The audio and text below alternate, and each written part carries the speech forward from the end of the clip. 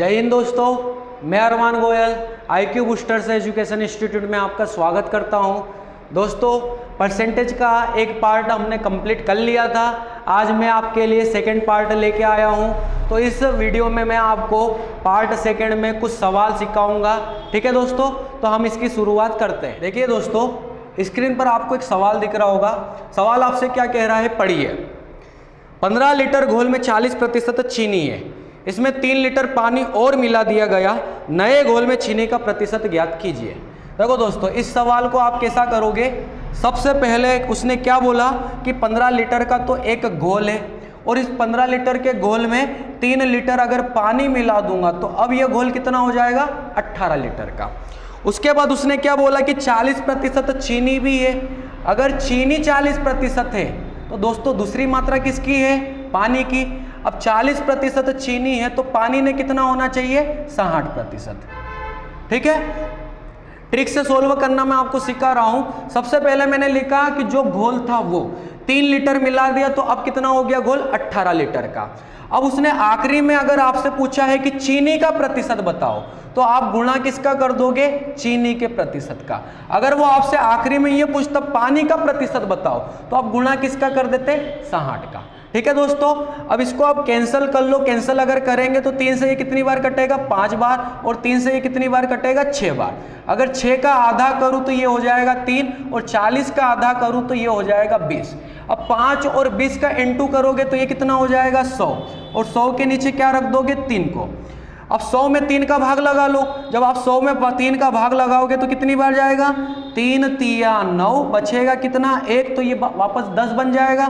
फिर 10 में वापस भाग लगाओगे, 3 तिया 9, बचेगा कितना, 1, तो 33 सही 1/3% क्या हो जाएगा दोस्तों, इस क्वेश्चन का आंसर हो जाएगा। तो आपको समझ में ये पहला सवाल आ गया होगा। देखो दोस्तों, एक बार फिर से समझाता हूं। सबसे पहले घोल कितना था, 15 लीटर का। 3 लीटर अगर और पानी डाला तो अब घोल कितना हो गया, 18 लीटर का। ठीक है, चीनी का प्रतिशत दिया था 40%, तो पानी ऑटोमेटिक कितना हो जाएगा, 60% हो जाएगा। अब उसने आखिरी में हमसे क्या पूछा कि चीनी का परसेंट बताओ, तो चीनी को यहाँ गुणा में रख दो।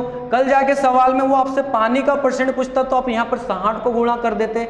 एक चीज का और ध्यान देना, 15 लीटर के घोल में 3 लीटर पानी मिलाया तो ये यहाँ पर हमने लिखा 18। अगर 3 लीटर पानी को अगर वाष्प के द्वारा उड़ाया जाता तो हम यहाँ पर कितना लिखते हैं, यहाँ पर हम लिख देते 12। ठीक है दोस्तों, तो ये आपको ध्यान रखना पड़ेगा। समझ में आया होगा उम्मीद करता हूँ। अब दूसरे सवाल की तरफ हम बढ़ते हैं। अब देखो दोस्तों, दूसरा सवाल आपसे क्या कह रहा है, पढ़िए दूसरे सवाल को। बालू और लोहे के 10 किलोग्राम मिश्रण में 20% तो लोहा है, इसमें कितनी बालू और मिलाई जाए कि लोहा 10% हो जाए। देखो दोस्तों, ये सवाल अलग था और ये जो अभी सवाल है ये अलग है। तो क्वेश्चन नंबर दूसरा, सबसे पहले उसने क्या बोला कि बालू और लोहे के 10 किलोग्राम मिश्रण में, सबसे पहले मैंने लिख लिया 10 किलोग्राम को। अब इस मिश्रण में लोहा कितना दिया है, तो लोहा दिया है भाई 20%। अब लोहा अगर 20% है तो दूसरी किसकी मात्रा है, बालू की। अब बालू कितना रहा होगा, तो बालू रहा होगा भाई 80%। ठीक है, अगर लोहा 20% रहेगा तो बालू 80% रहेगा। अब उसने बोला कितनी बालू और मिलाई जाए। शुरू में मिश्रण है 10 kg का, अगर मैं बालू और मिलाऊंगा तो ये मिश्रण कहीं ना कहीं और बढ़ जाएगा और इसके परसेंटेज में भी चेंजेस आएगा। जैसे अभी बालू 80% है, बालू की मात्रा अगर और मिलाऊंगा तो 80% से कुछ ना कुछ क्या होगा, बढ़ जाएगा। तो देखो आगे क्या कह रहा है कि कितनी बालू और मिलाई जाए कि लोहा कितना हो जाएगा, 10%। अब अगर लोहा 10% हो जाएगा तो बालू फिर कितना रहेगा, तो बालू रहेगा 90%। देखो दोस्तों, इस सवाल को भी मैं आपको ट्रिक से ही सिखाऊंगा और एग्जाम में भी अगर ये सवाल आता है तो कम समय में इसी तरीके से आप उसको बनाना। सबसे पहले मैंने 10 को लिखा, अलग अलग दोनों वैल्यू का परसेंटेज लिख लिया। उसके बाद भाई इन दोनों का, जैसे उसने क्या बोला था कि बालू कितना मिलाया जाए, तो आपको बालू पर नहीं ध्यान देना है, ध्यान किस पर देना है, लोहे पर। हमेशा ये याद रखना। अगर ये मिला रहा है तो ध्यान किस पर दिया, इस पर। अगर मात्रा कम की भी बात होती, अगर बोलते कि बालू कितना कम मिलाया जाए तो आप ध्यान किस पर दोगे, तब भी लोहे पर। ठीक है, तो सबसे पहले इन दोनों के अंतर का आप कर दो इसी के साथ गुणा, और ये जो नीचे वाला परसेंट है इसको आप इसके साथ रख दो नीचे। 10 से 10 कट जाएगा, केवल बचा है एक ही 10, तो ये 10 kg क्या हो जाएगा दोस्तों, हमारा आंसर हो जाएगा। ठीक है दोस्तों, तो उम्मीद करता हूं ये सवाल आपको समझ में आया होगा। अब इसी तरीके से दोस्तों एक सवाल और लेते हैं। ठीक है, तो क्वेश्चन नंबर तीसरा आपको दिख रहा होगा। क्वेश्चन नंबर तीसरा क्या कह रहा है कि एल्कोहल और पानी के 40 लीटर विलयन में 25% एल्कोहल है, इसमें एल्कोहल कितने लीटर कम डाला गया होता कि वह 20% होता। देखो दोस्तों, अभी हमने जो सवाल किया सेम टू सेम वैसा का वैसा ही सवाल है। तो इस सवाल में सबसे पहले मैं क्या लिखूंगा, विलयन की मात्रा कितनी है शुरू में, तो 40 लीटर। दोस्तों विलयन का मतलब होता है कि एक मिश्रण, एक घोल।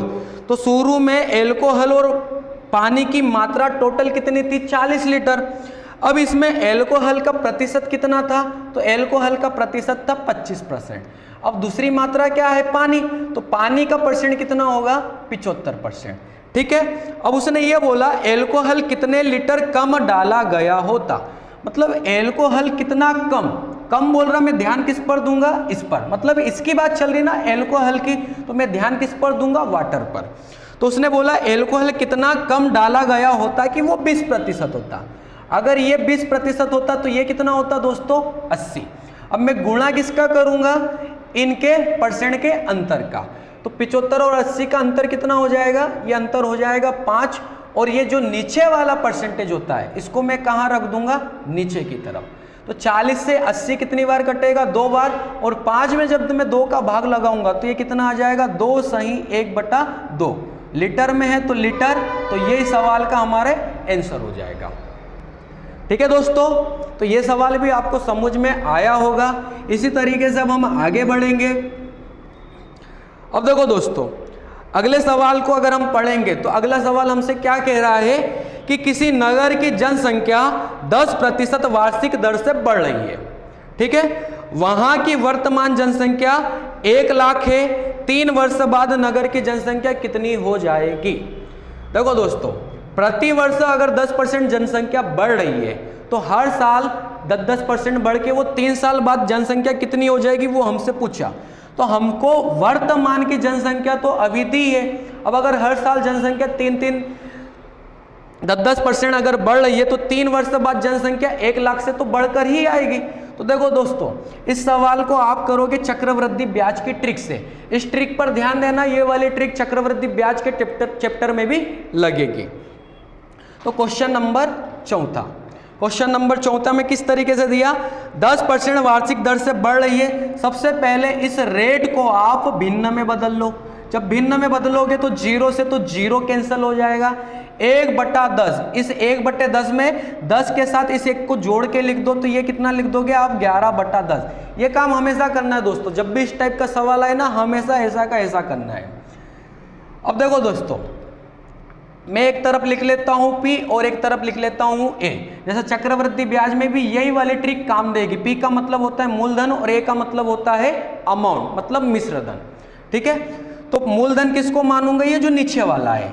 और कितने साल का सवाल है ये, 3 सालों का। तो मैं क्या करूंगा, इस 10 का क्यूब कर दूंगा। अगर 2 साल का क्वेश्चन रहता तो मैं क्या करता, 10 का स्क्वायर करता।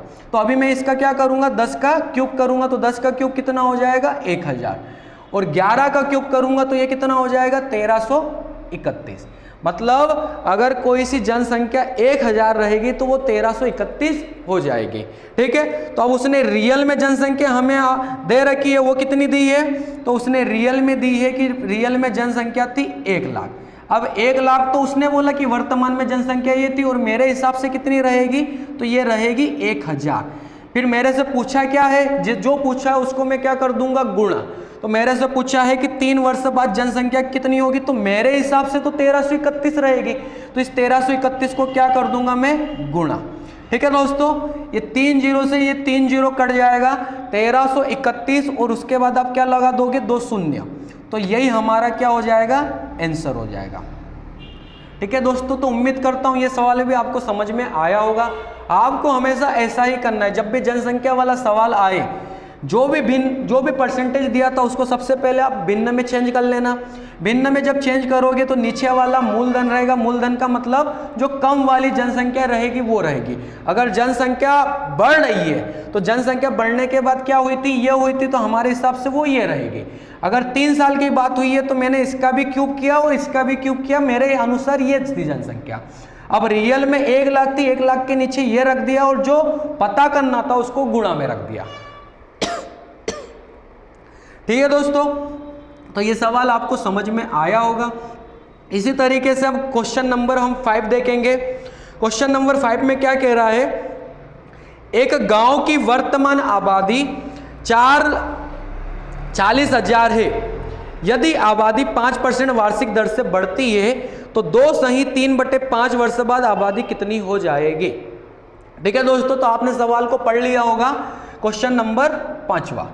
अब देखो इस सवाल को आप किस तरीके से करोगे। सबसे पहले तो 5% को हम भिन्न में लाएंगे, तो भिन्न में क्या आएगा, 5/100। जब मैं इसको कैंसिल करूंगा तो ये कितना रहेगा, 1/20। अब 1/20 का मतलब क्या होता है दोस्तों, इस 1 को मैं नीचे वाले के साथ प्लस करके लिखूंगा तो ये कितना हो जाएगा, 21/20। और नीचे वाले को मैं क्या मानता हूं, मूलधन, और ऊपर वाले को क्या मानता हूं, मिश्रधन। ठीक है, तो अब दोस्तों देखो, एक तरफ लिख देता हूं P और एक तरफ लिख देता हूं A। इसका वर्ग करूंगा। अब यहां पर समय किस तरीके से दिया है, 2/3/5 वर्ष। जैसे इससे पहले वाले क्वेश्चन में कितना समय दिया था, 3 वर्ष। तो हमने क्या किया था, इसका भी क्यूब कर लिया था, इसका भी क्यूब कर लिया था। लेकिन अब यहां समय कितना दिया, ना तो 2 वर्ष दिया ना तो 3 वर्ष दिया, ये 2 वर्ष से कुछ ना कुछ ऊपर है। तो सबसे पहले मैं 2 वर्ष की लाइन को क्लियर करूंगा। अगर ये 2 साल का सवाल रहता तो मैं क्या करता, 20 का क्या करता, स्क्वायर। तो यहां पर कितना लिख लेता, 400। 21 का अगर स्क्वायर करता तो यहां पर कितना लिख लेता, 441। ठीक है, अब ये जो 3/5 है इसको हम किस तरीके से करेंगे, सबसे पहले आप इसी रेट को भिन्न में बदलो और उसी के साथ गुणा किसका कर दोगे, 3/5 का। 3/5 का गुणा कर दोगे, 5 से 5 कैंसिल हो जाएगा। अब 3/100 और नहीं कैंसिल होता तो इसको मैं क्या लिख लूंगा कि ये मूलधन है नीचे वाला, और इस 3 को जोड़ के लिखूंगा तो ये कितना हो जाएगा दोस्तों, ये मिश्रधन हो जाएगा। ठीक है, अब इनका आपस में आप गुणा कर लो। इनका जब आप गुणा करोगे तो 4, 1 0, 2 0, 3 0, 4 0, तो आप यहाँ कितनी जीरो लगा लोगे, 4 0। अब इनका गुणा करोगे तो 103 एकम तो 103 हो जाएगा। बचेगा कितना दोस्तों, तो 10 बच जाएगा। 103 चौक कितना हो जाएगा, 412। 412 और 10 को जोड़ोगे तो कितना हो जाएगा, 422। 22 का हो जाएगा 2, हाथ का कितना बचेगा दोस्तों, तो ये हो जाएगा 42। ठीक है, 103 चौक 412 हो जाएगा। 412 इसी के साथ जोड़ लो, तो जोड़ोगे तो ये कितना हो जाएगा, 4 5 और ये भी 4, तो ये कितना हो जाएगा दोस्तों, 454। तो ये हो जाएगा दोस्तों 454। ठीक है, समझ में आ रहा होगा दोस्तों। अब देखो 454 आ गया। अब उसने बोला कि वर्तमान जनसंख्या तो 40,000 है। अब उसके अनुसार जनसंख्या कितनी है दोस्तों, 40,000, और मेरे अनुसार जनसंख्या कितनी है, तो मेरे अनुसार भी 40,000 है जनसंख्या। तो देखो दोस्तों, कुछ भी करने की जरूरत नहीं है, फिर ये जो आया है यही का यही क्या हो जाएगा, आपका आंसर हो जाएगा। ठीक है दोस्तों, तो अगले सवाल की तरफ बढ़ते हैं दोस्तों। Question number 6। अब क्वेश्चन नंबर 6 आपसे क्या कह रहा है, क्वेश्चन नंबर 6 आपसे ये कह रहा है कि एक संख्या का 80% दूसरी संख्या के 50% के बराबर है। यदि दूसरी संख्या पहली संख्या का 100% है तो 100 का मान ज्ञात कीजिए। देखो दोस्तों, क्वेश्चन नंबर 6, एक संख्या का 80%, तो मैं क्या लिख लूंगा, एक संख्या का 80%। जब दोस्तों यहां से परसेंट हटेगा तो नीचे क्या लगता है, 100 लगता है। ठीक है, तो एक संख्या का 80% दूसरी संख्या के 50% के बराबर है। तो दूसरी संख्या के 50% के बराबर है तो परसेंट हटेगा तो नीचे भी 100 लगेगा। अभी सिर्फ इतनी सी कहानी को सोल्व करूंगा तो 100 से तो 100 आमने सामने दोस्तों कैंसिल हो जाएगा, आमने सामने 0 भी कैंसिल हो जाएगा। अब दोस्तों यहाँ से मैं इन दोनों का अनुपात ले आऊंगा। तो पहला और दूसरा अनुपात अगर मुझे पता करना है तो देखो कैसा पता करोगे, जो पहले के गुणा में है वो उसका मान नहीं रहेगा। तो पहले के जो गुणा में वो उसका मान नहीं रहेगा, तो ये 8 किसका रहेगा? दूसरे का। फिर पहले का क्या रहेगा? तो पहले का अनुपात रहेगा 5। ये हमेशा ध्यान देना दोस्तों, जो गुणा में रहता वो वाली वैल्यू उसकी नहीं होती है। तो 8 किसका हो गया था? सेकेंड वाले का। तो पहले वाले का क्या हो गया था? 5 हो गया था। अब आगे उसने क्या बोला? यदि दूसरी संख्या पहली संख्या का 100% है, मतलब ये जो दूसरी संख्या है वो पहली संख्या का, पहली संख्या क्या है? 5 का 100% है। प्रतिशत हटेगा तो नीचे क्या लगेगा? 100। दूसरी संख्या पहली संख्या का 100% है, तो 100 का मान ज्ञात कीजिए। बस इसी को आप सोल्व कर लीजिए। तो 5 से ये 100 कितनी बार कटेगा? 20 बार कटेगा। और यहाँ से क्या हो जाएगा दोस्तों? क्रॉस इनटू हो जाएगा। तो 100 की वैल्यू कितनी हो जाएगी? 20 में जब आप 8 का गुणा करोगे तो ये हो जाएगा दोस्तों 160। और यही क्या रहेगा? यही हमारे क्वेश्चन का आंसर होगा। ठीक है दोस्तों, तो उम्मीद करता हूँ ये सवाल आपको समझ में आया होगा। अब आगे की तरफ बढ़ते हैं। क्वेश्चन नंबर 7वां पढ़ेंगे हम। देखो 7वां आपसे क्या कह रहा है? पढ़िए सवाल को।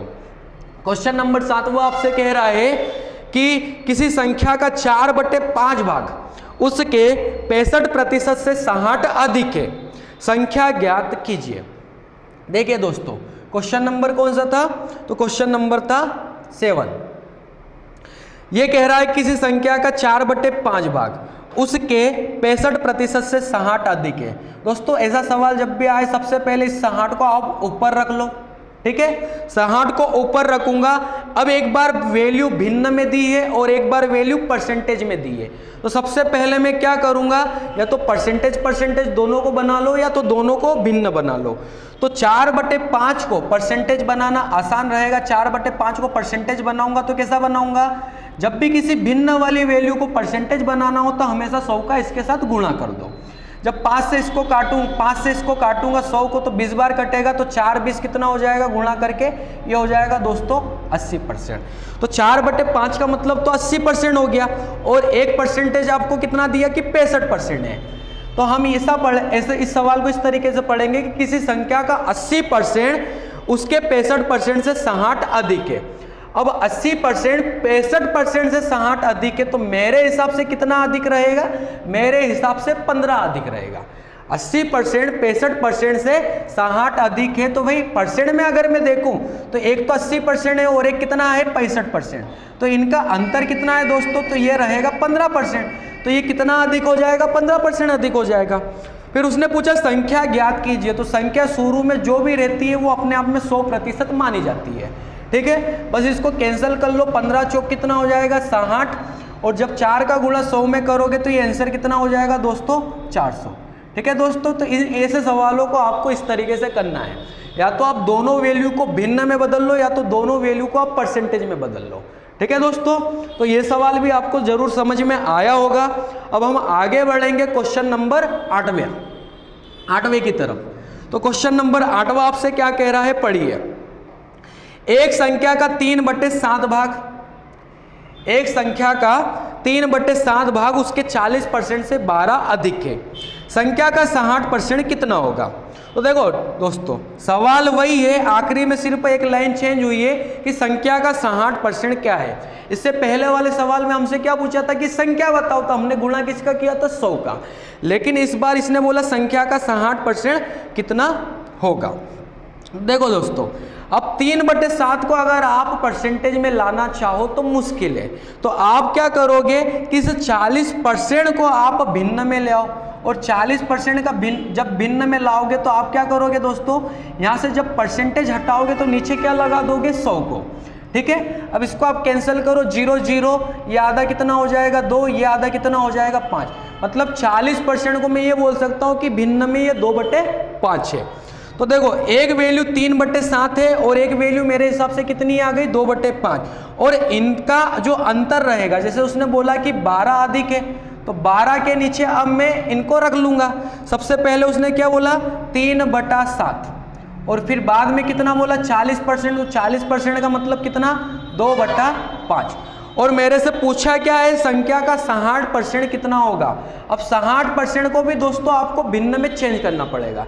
जैसे या तो सभी भिन्न में होना चाहिए या तो सभी के सभी किस में होना चाहिए? परसेंटेज में। तो जब मैं 66% को भिन्न में लाऊंगा तो 66/100, इसका मतलब क्या होगा, 0 से 0 कट जाएगा, ये हो जाएगा 3 और ये कितना हो जाएगा 5। तो मुझे संख्या नहीं पूछी, मेरे से पूछा कि उससे उसका 66% क्या है, तो 66% को भिन्न में लाया तो ये कितना है 3/5। अब देखो दोस्तों, नीचे वाली संख्या का या तो आप एलसीएम ले लो या तो आप इसको इस तरीके से भी सोल्व कर सकते हो।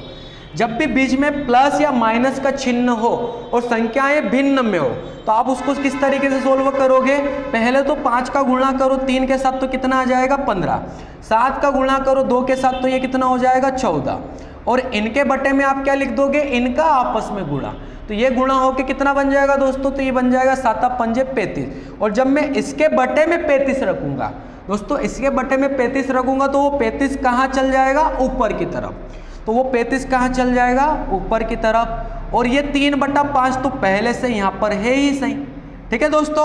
अब 15 में से 14 जाएगा तो ये कितना आएगा 1, 1 से किसी को भी काटू वही का वही रहेगा। अब मैं 5 से 35 को काट लूंगा तो ये कितनी बार कटेगा, 7 बार। अब 7 तिया 21 और 21 का गुणा आप 12 में करोगे तो ये हो जाएगा 12 गुणा 21। भाई गुणा आप इनका कर लेना, इसका गुणा करोगे तो ये कितना आ जाएगा 252 आ जाएगा, और ये 252 क्या हो जाएगा हमारे इस क्वेश्चन का आंसर हो जाएगा।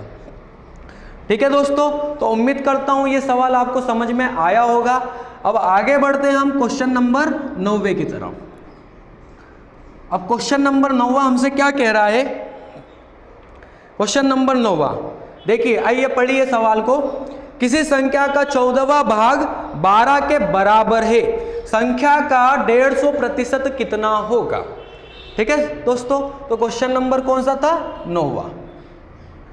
अब क्वेश्चन नंबर 9 हमसे कह रहा है किसी संख्या का 14वां भाग। 14वां भाग का मतलब क्या होता है दोस्तों, इसको आप लिखोगे 1/14।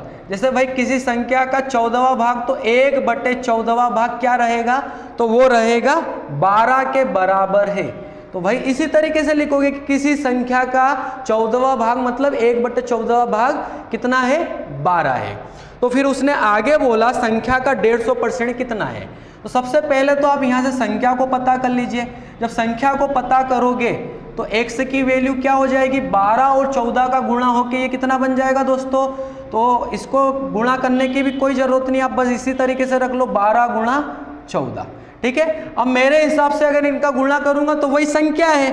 अब उसने आगे बोला संख्या का 150% कितना है, तो भाई संख्या तो ये है। अब अगर इस संख्या का मैं 150% निकालूं तो इसी संख्या के साथ मैं 150 का गुणा कर दूंगा और परसेंट हटेगा तो नीचे क्या लग जाएगा 100। ये 50 से 3 बार कैंसिल होगा और ये 50 से 2 बार कैंसिल होगा। इस 2 से ये 14 7 बार कैंसिल होगा। अब 7 तिया 21 और गुणा 12, अभी हमने गुणा किया था दोस्तों।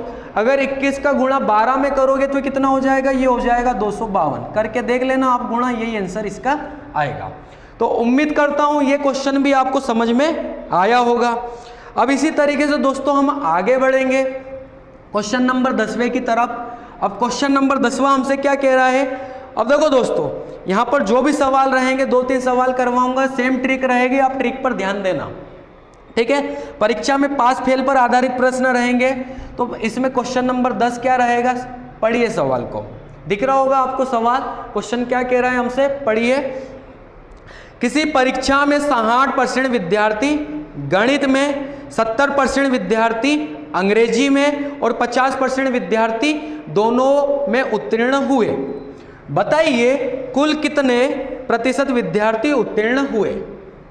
देखो दोस्तों, ऐसा सवाल जब भी आए तो सबसे पहले आप दोनों में उत्तीर्ण का प्रतिशत निकालो। अब दोनों में उत्तीर्ण का प्रतिशत किस तरीके से निकलेगा, देखिएगा दोनों में उत्तीर्ण का परसेंट कैसा निकलेगा। सबसे पहले आप यहां पर रख लो 100 को, 100% को रख लो। अब इसके साथ प्लस आप करना दोनों में फेल वाला। अब दोनों में फेल वाला कौन सा है, तो सवाल में नहीं दिया भाई, दोनों में पास वाला जरूर दिया है कि दोनों में उत्तीर्ण कितने विद्यार्थी है, 50%। आपको दिख रहा होगा दोनों में उत्तीर्ण है 50% विद्यार्थी। तो भाई मुझे यहाँ पर क्या रखना है, दोनों में फेल वाला। तो अगर 50 दोनों में उत्तीर्ण है तो फिर अनुत्तीर्ण कितने रहेंगे, तो वो भी 50 रहेंगे। अब इसके साथ आप माइनस किसको करोगे, ध्यान देना, यहाँ पर भी मैंने फेल लिखा और आगे भी मैं फेल ही लिखूंगा। जैसे अब एक विषय ही गणित में आपको पास वाला विद्यार्थी दिया है 60% और अंग्रेजी में पास वाले विद्यार्थी कितने दिए 70%। तो भाई अगर गणित में 60% विद्यार्थी पास है तो फेल कितने रहेंगे 40%। ठीक है, 40% क्या रहेंगे फेल रहेंगे। इसी के साथ आप जोड़ोगे किसको 70% अंग्रेजी में उत्तीर्ण, तो फेल कितने रहेंगे 30%। ठीक है दोस्तों, एक बार फिर से बताता हूं ये ट्रिक आपको। सबसे पहले आप 100 लिख लेना। यहां आप क्या लिखोगे दोनों विषय में फेल वाले स्टूडेंट, तो दोनों विषय में अगर पास 50 थे तो फेल भी 50 रहेंगे। अब यहाँ क्या लिखूंगा, यहाँ पर भी फेल वाले स्टूडेंट ही लिखूंगा। यहाँ आप हमेशा माइनस का चिन्ह रखना। अब भाई अगर 60% विद्यार्थी गणित में उत्तीर्ण है तो अनुत्तीर्ण 40 रहेंगे और 70% अगर इंग्लिश में अगर उत्तीर्ण है तो फेल कितने रहेंगे 30%। आ रहा दोस्तों समझ में। अब मैं क्या करूंगा, इनको जोड़ लूंगा, ये कितना हो जाएगा 150। ठीक है, और इनको जोड़ के इसमें से क्या कर लूंगा घटा लूंगा, तो ये कितना हो जाएगा 70। 150 में से 70 जाएगा तो ये कितना हो जाएगा, ये हो जाएगा भाई 0 0। 15 में से 7 जाएगा तो ये कितना हो जाएगा 8 हो जाएगा। तो 80% क्या हो जाएगा दोस्तों, इस क्वेश्चन का आंसर हो जाएगा। ठीक है, तो उम्मीद करता हूं दोस्तों ये सवाल आपको समझ में आया होगा। अगर ये वाला क्वेश्चन अगर आपको समझ में नहीं आया हो तो एक सवाल और मैं इसी टाइप का लेता हूं दोस्तों। ठीक है, इसको हटा देता हूं अभी। अब क्वेश्चन नंबर 11 करेंगे हम। क्वेश्चन नंबर 11 देखो, आपको दिख रहा होगा क्या कह रहा है, पढ़िए सवाल को। तो सवाल आपसे कह रहा है एक परीक्षा में हिंदी में 40%, संस्कृत में 25% और दोनों विषयों में 20% विद्यार्थी अनुत्तीर्ण हुए। देखो दोस्तों, पहला सवाल को हमने जब किया तो अलग अलग सभी में क्या दिया था, अनुत्तीर्ण नहीं उत्तीर्ण दिया था, और अब हमको क्या दिया, सभी विषयों में अनुत्तीर्ण वाला प्रतिशत दिया है। तो उसने सबसे पहले क्या बोला कि हिंदी में 40%, संस्कृत में 25% और दोनों विषयों में 20% विद्यार्थी अनुत्तीर्ण हुए। तो मैं क्या करूंगा, सबसे पहले तो दोनों का उत्तीर्ण निकालूंगा। और ये कैसा निकल के आता है, सबसे पहले तो आप रखोगे यहाँ पर 100 को और 100 के साथ प्लस क्या करोगे दोनों में अनुत्तीर्ण वाला। तो यहाँ पर तो डायरेक्ट आपको दिया है दोनों में अनुत्तीर्ण कितना है 20। अब माइनस किसको करूंगा, अलग अलग विषयों में अनुत्तीर्ण वालों को जोड़कर। तो अलग अलग विषयों में अनुत्तीर्ण वाली वैल्यू भी डायरेक्ट दे रखी है दोस्तों। हिंदी में अगर 40% विद्यार्थी अनुत्तीर्ण है और 25% विद्यार्थी संस्कृत में, तो ये कितना हो जाएगा जोड़कर, तो ये हो जाएगा 65। अब इसको आप जोड़ लो तो ये कितना 120, और 120 में से 65 को हटाओगे तो ये दोस्तों कितना आ जाएगा, तो ये आ जाएगा 55%। माइनस करके देख लेना, तो यही क्या हो जाएगा मेरे इस क्वेश्चन का आंसर। आखिरी में उसने यही पूछा है कुल कितने प्रतिशत विद्यार्थी उत्तीर्ण हुए, तो मैं तो वही निकाल रहा हूँ दोनों में कुल कितने उत्तीर्ण हुए। तो मेरे हिसाब से आंसर कितना आया 55%, और यही क्या है इस क्वेश्चन का आंसर। ठीक है दोस्तों, तो एक क्वेश्चन और इसी टाइप का लेते हैं। क्वेश्चन नंबर क्या रहेगा 12। क्वेश्चन नंबर 12 हमसे क्या कह रहा है, पढ़िए सवाल को। हिंदी की परीक्षा में 2 प्रश्न पत्र थे। प्रथम प्रश्न पत्र में 75% छात्र तथा द्वितीय प्रश्न पत्र में 55% छात्र उत्तीर्ण हुए, जबकि दोनों प्रश्न पत्रों में 35% छात्र अनुत्तीर्ण रहे। कुल कितने प्रतिशत छात्र अनुत्तीर्ण हुए। तो दोस्तों हमारी ट्रिक वही रहेगी, सबसे पहले हम क्या निकालेंगे दोनों में उत्तीर्ण वाला। अब दोनों में उत्तीर्ण वाला निकालेंगे तो हम क्या करेंगे भाई, सबसे पहले तो यहाँ पर रख लूंगा मैं 100 को। अब इसके साथ प्लस किसको करूंगा, जो दोनों में अनुत्तीर्ण है, और दोनों में अनुत्तीर्ण आपको दिख रहा होगा कितना लिखा हुआ है, तो ये लिखा हुआ है 35। अब इसमें से मैं माइनस किसको करूंगा, अलग अलग प्रश्न पत्रों के फेल वाले विद्यार्थियों के परसेंट को जोड़कर। तो अलग अलग प्रश्न पत्रों में भाई प्रथम प्रश्न पत्र में अगर 75 पास है तो फेल कितने रहेंगे, तो फेल रहेंगे 25%, और द्वितीय प्रश्न पत्र में अगर 55% छात्र उत्तीर्ण है तो फेल कितने रहेंगे 45। अब भाई इनको जोड़ लो तो ये कितना हो जाएगा, ये हो जाएगा 135, और 135 में से माइनस किसको करूंगा 45, और 25 कितना हो जाएगा 70। जब मैं 135 में से 70 को हटाऊंगा तो ये कितना हो जाएगा दोस्तों 65%। लेकिन अभी हमारे इस सवाल का आंसर ये नहीं रहेगा। अगर आप सवाल को पढ़ोगे आखिरी में क्या लिखा, कुल कितने प्रतिशत छात्र अनुत्तीर्ण हुए। तो अगर मेरे से उत्तीर्ण का पूछा जाता तो मेरा आंसर 65% हो जाता, लेकिन मेरे से क्या पूछा, अनुत्तीर्ण। तो दोस्तों अगर पास वाले विद्यार्थी 65% हैं तो दोनों विषय में अनुत्तीर्ण वाले कुल कितने रहेंगे, तो वो रहेंगे 35%। तो दोस्तों उम्मीद करता हूं ये सवाल भी आपको समझ में आया होगा। इसी तरीके से हम क्वेश्चन नंबर 13 करेंगे। क्वेश्चन नंबर 13 करेंगे। तो देखिए दोस्तों क्वेश्चन नंबर 13 किस तरीके से करेंगे, उसमें आपसे कहा गया है, क्वेश्चन नंबर 13, किसी परीक्षा में गणित में 60% लड़के तथा विज्ञान में 65% लड़के उत्तीर्ण हुए, जबकि दोनों विषयों में कुल 30% लड़के अनुत्तीर्ण हुए। यदि परीक्षा में कुल 600 लड़के बैठे हैं तो कुल कितने लड़के उत्तीर्ण हुए। देखो दोस्तों इस क्वेश्चन को आप किस तरीके से करोगे, भाई सबसे पहले हम क्या निकाल लेंगे कि दोनों में उत्तीर्ण। अब दोनों में उत्तीर्ण का परसेंट कैसा निकलेगा, सबसे पहले मैं लिखूंगा 100 को। अब 100 के साथ किसको प्लस करूंगा, जो दोनों में अनुत्तीर्ण है, और दोनों में अनुत्तीर्ण कितने हैं, 30% लड़के। अब माइनस किसको करूंगा, अलग अलग विषयों के अनुत्तीर्ण वाले परसेंटेज को जोड़ के। तो भाई 60% लड़के तो गणित में उत्तीर्ण है, तो फेल कितने रहेंगे, 40। अब उसके बाद उसने ये बोला 65% लड़के विज्ञान में उत्तीर्ण है, तो फेल कितने रहेंगे, तो वो रहेंगे 35। ठीक है, तो ये कितना हो जाएगा 130, और 130 में से मैं किसको घटा लूंगा, तो ये हो जाएगा 75। अब जब मैं 75 को माइनस करूंगा तो भाई ये वापस कितना आ जाएगा, ये वापस आ जाएगा 65%। ठीक है, 65 नहीं आएगा, सॉरी, ये आ जाएगा 55%। अब ये आ जाएगा 55%। तो दोस्तों अब देखना, यहाँ पर ध्यान देना आप, ये 55% क्या है, दोनों में उत्तीर्ण। लेकिन अब यहाँ अगर सवाल को पढ़ोगे आप, यदि परीक्षा में कुल 600 लड़के बैठे हैं, अब ये 600 लड़के बैठे हैं तो 600 के नीचे में किसको रख दूंगा, 100 को। कुल के नीचे आप हमेशा किसको रखोगे, 100 को। रियल वैल्यू 600 किसकी परसेंटेज में हो जाएगी, 100 की वैल्यू हो जाएगी। कुल कितने लड़के उत्तीर्ण हुए, तो भाई कुल कितने लड़के उत्तीर्ण हुए हैं, तो मेरे हिसाब से 55% लड़के उत्तीर्ण हुए हैं। तो 600 अगर 100 की वैल्यू है तो 55% की वैल्यू कितनी होगी, 2 0 से 2 0 कट जाएगा, 5 6 तो 30 हो जाएगा, 30 का हो जाएगा 0, फिर 5 का गुणा और करोगे, 5 6 30 और 3 बचा हुआ, तो ये कितना हो जाएगा 33। तो भाई 330 लड़के क्या रहेंगे, उत्तीर्ण रहेंगे। तो दोस्तों उम्मीद करता हूं ये सवाल भी आपको बिल्कुल समझ में आया होगा। अब हम आगे बढ़ते हैं। अब क्वेश्चन नंबर 14 में कह रहा है कि एक परीक्षा में 78% लड़के उत्तीर्ण हुए, यदि 110 लड़के अनुत्तीर्ण हुए तो ज्ञात कीजिए कि परीक्षा में कुल कितने लड़के सम्मिलित हुए।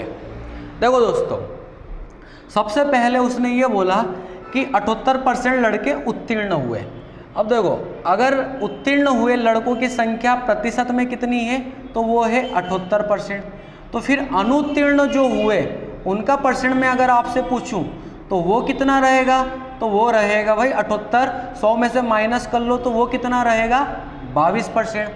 अब उसने आपको बोला कि 110 लड़के अनुत्तीर्ण हुए, भाई उसके अनुसार 110 लड़के अनुत्तीर्ण हुए, और मेरे अनुसार कितने लड़के अनुत्तीर्ण हुए, तो परसेंट में 22% की वैल्यू हो जाएगी।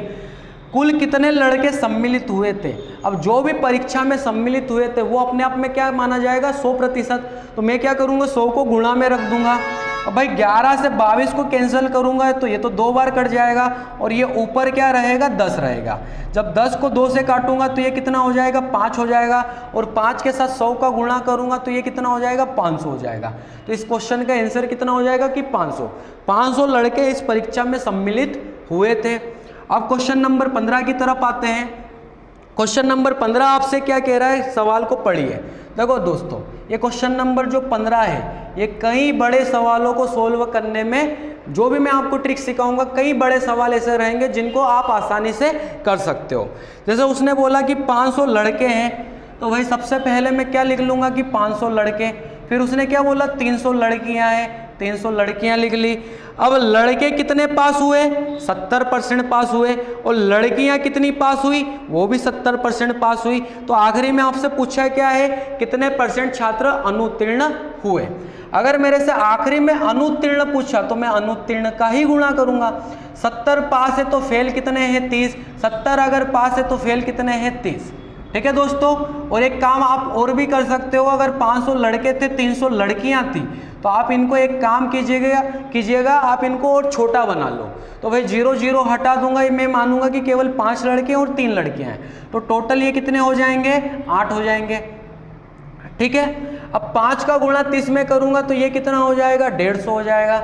और 3 का गुणा 30 में करूंगा तो ये कितना हो जाएगा? 90 हो जाएगा।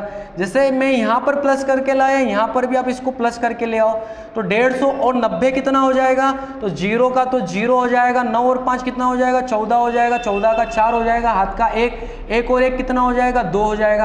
अब देखो दोस्तों, यहाँ पर आप प्लस करके मत लाना, क्योंकि सवाल को अगर आप ध्यान से देखोगे तो आपसे आखिरी में पूछा क्या है कि दोनों में अनुत्तीर्ण।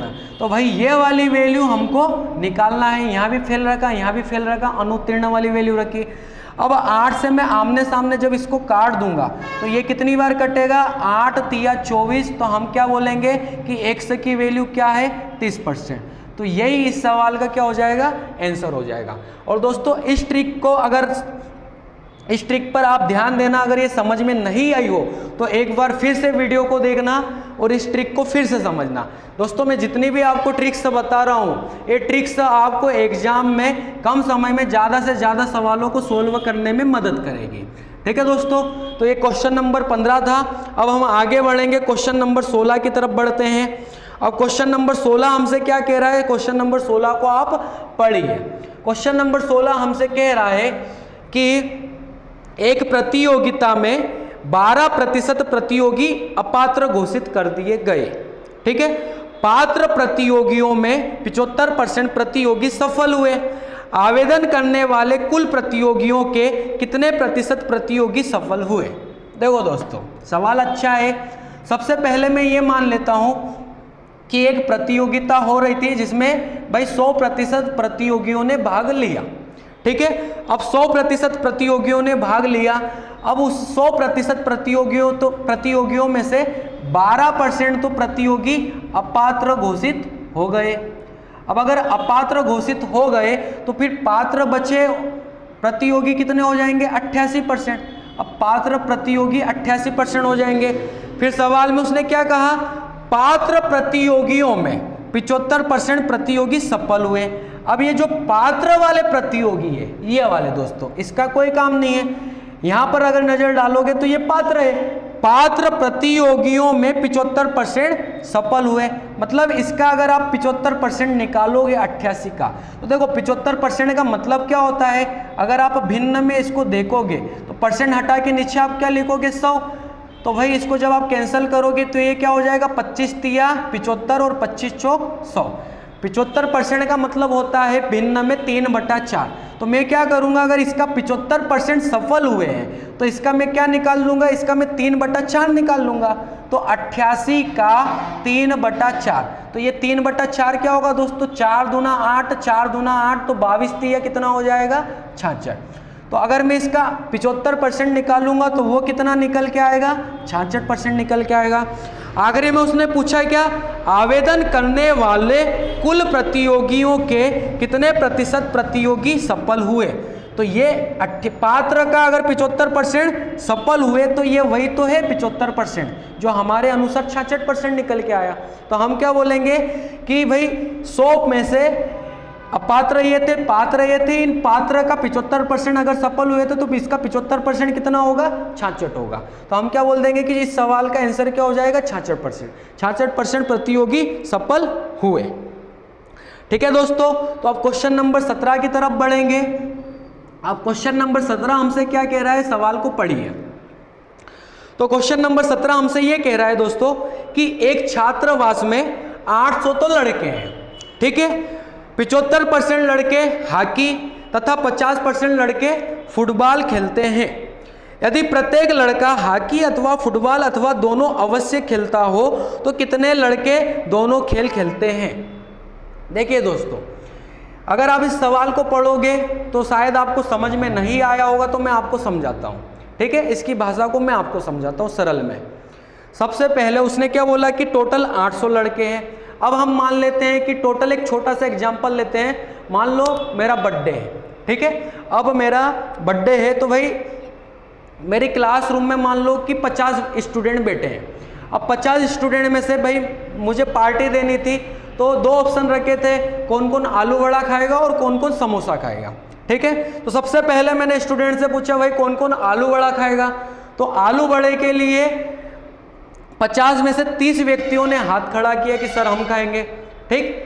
अब उसके बाद बच्चे कितने, 20 बच्चे, 20 स्टूडेंट बचे, तो 20 ने समोसा खाना चाहिए। लेकिन फिर मैंने दोबारा उनसे पूछा कि भाई समोसा फिर कौन कौन खाएगा, तो उसमें भाई 25 व्यक्तियों ने हाथ खड़ा कर दिया। तो 30 व्यक्तियों ने कब हाथ खड़ा किया, आलू वड़े के लिए, और 25 व्यक्तियों ने कब हाथ खड़ा किया, समोसे के लिए। तो अगर मैं इन दोनों को जोड़ूं तो ये कितना हो रहा है, 55। भाई स्टूडेंट अगर टोटल 50 है, एक छोटा सा एक एग्जाम्पल ले रहे हैं हम, ठीक है, जिससे आप समझ पाओ। अगर टोटल 50 स्टूडेंट हैं और हाथ खड़े करने वाले 55 हो रहे, तो ये 5 कौन है, ये 5 वो व्यक्ति है जो आलू वड़ा भी खाने के लिए हाथ खड़ा किया और समोसा खाने के लिए भी हाथ खड़ा किया, ठीक है दोस्तों। तो ये कौन हो जाएंगे, जो दोनों के लिए हाथ खड़ा किया।